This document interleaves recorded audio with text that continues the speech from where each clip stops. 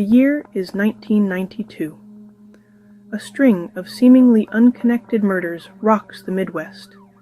The victims shop clerks, young and full of life. Their stores turned into tragic crime scenes. The common thread? Interstate 70. A killer is on the loose, preying on the unsuspecting, leaving a trail of fear and mystery in his wake. This is the story of the I-70 killer. From Indiana to Kansas, the killer left his mark on small towns and big cities alike. Each crime scene offered a piece of the puzzle, yet the bigger picture remained elusive.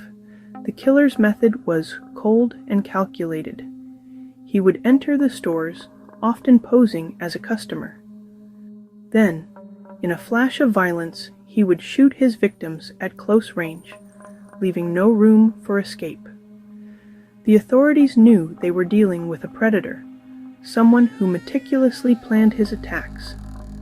The I-70 corridor was gripped by fear, and the authorities were racing against time to stop him before he could claim his next victim. April 8th, 1992. The calm of a Wednesday afternoon in Terre Haute, Indiana, was shattered. Inside a Payless shoe source, 23-year-old Robin Fuldauer was working her shift. Around 2:40 p.m., a customer entered the store. Witnesses would later describe him as a white male, around 5'8", with short brown hair and an athletic build. He was wearing a baseball cap and sunglasses, obscuring his face. Then, without warning, he pulled out a gun. He shot her once in the head, execution style, and fled the scene with a small amount of cash from the register. The Terre Haute Police Department immediately launched a full-scale investigation. Detectives combed through the crime scene, searching for any clue that could lead them to Robin's killer. They interviewed witnesses, hoping to piece together a description of the suspect.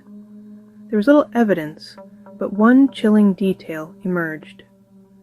The killer was methodical and efficient, suggesting a chilling familiarity with violence.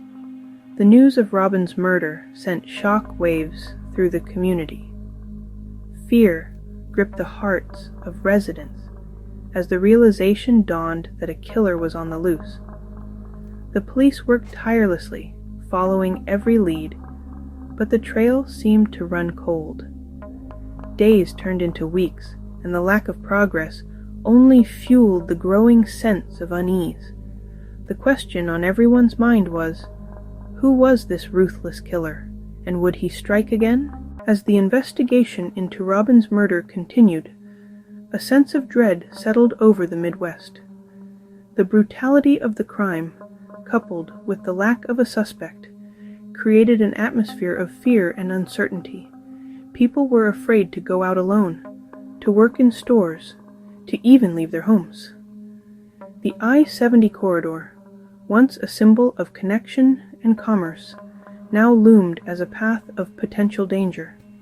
The news of the Terre Haute murder spread like wildfire, reaching communities along the corridor and beyond.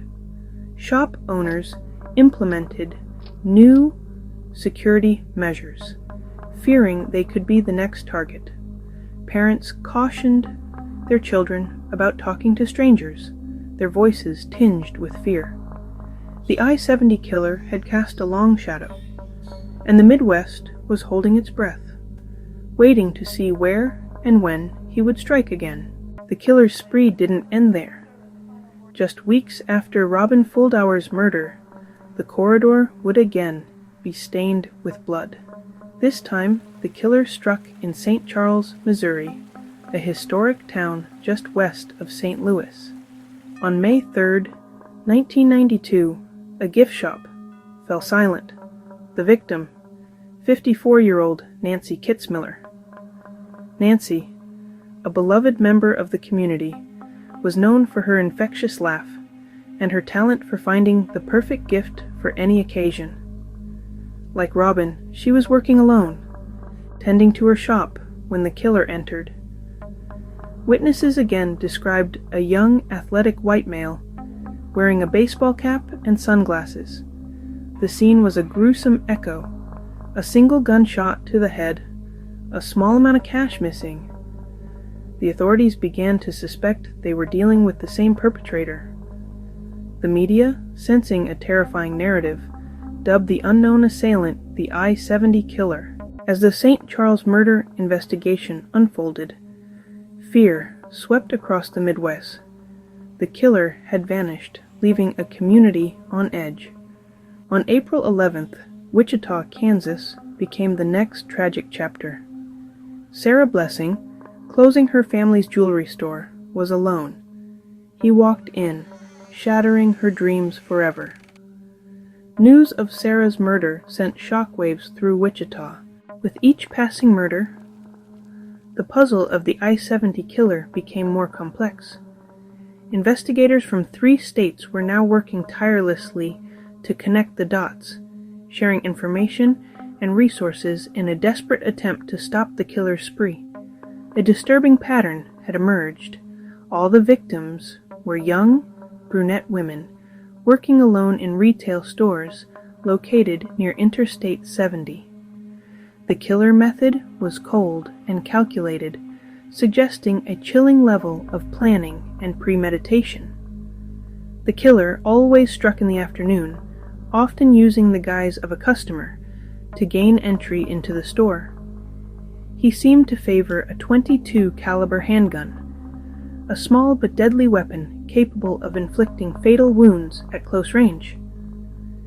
And he always made off with a small amount of cash, a detail that baffled investigators, suggesting the murders were about more than just robbery. As the body count rose, the pressure on law enforcement intensified, the nation watching with bated breath, desperate for answers and a swift resolution to the terrifying mystery. The escalating situation demanded a coordinated response. In an unprecedented move, law enforcement agencies from Indiana, Missouri, and Kansas joined forces, forming a dedicated I-70 killer task force. It was comprised of seasoned detectives, forensic experts, and criminal profilers worked day and night, pooling their collective expertise to try and crack the case. They meticulously reviewed witness statements, analyzed forensic evidence, and chased down every lead, determined to bring the killer to justice. The task force faced an uphill battle. The I-70 killer was a ghost, seemingly appearing and disappearing at will, leaving few clues in his wake. The vastness of the highway system, spanning hundreds of miles and countless towns, made it difficult to predict where the killer might strike next. Despite the challenges, the task force remained resolute, driven by the memory of the victims and a shared commitment to ending the killer's reign of terror. The hunt was far from over. As the investigation into the I-70 killer intensified, so did efforts to understand the mind of this invisible predator. FBI profilers joined the task force, meticulously studying the killer's methods and motives. The profile revealed a meticulous planner, comfortable with violence, and the ability to blend into everyday life. His victims, young brunette women working alone, hinted at a disturbing fantasy. The .22 caliber handgun suggested a need for control, not just violence. He used highways to remain anonymous and elusive. Understanding his mind was crucial to ending his reign of terror. Despite the combined efforts of multiple law enforcement agencies, the investigation into the I-70 killer was plagued by frustration. Leads evaporated into dead ends, and the killer's disguise made identification impossible. The task force refused to give up, determined to bring closure to the families. While the killings cast a long shadow over the Midwest, investigators in Wichita, Kansas, faced a chilling possibility.